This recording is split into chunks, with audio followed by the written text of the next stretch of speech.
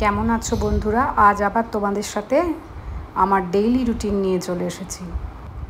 গতানুগতিক সেই রুটিনে আবার রান্না করো, রান্না করে স্কুলে যাও, মেয়েকে স্কুলে পাঠাও।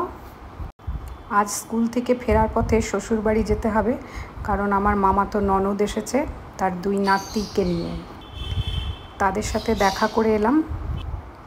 এই আমারও 2 নাতি। ওরা বক্রেশ্বর তাপবিদ্যুৎ কেন্দ্রের কোয়ার্টারে থাকে। আজকে আমাদের বাড়িতে এসেছে। কাঁঠাল খেতে বড়ই ভালোবাসে, তাই কাঁঠাল নিতে এসেছে। ও আর কোনো ফল খায় না, শুধু কাঁঠাল খায়। এই আমার 2 মিষ্টি নাতি।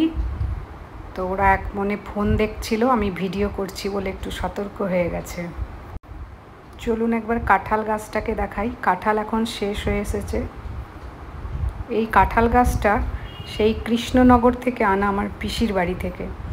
কাঁঠালটা এত ভালো, আর খাজা কাঁঠালটা ভীষণই মিষ্টি।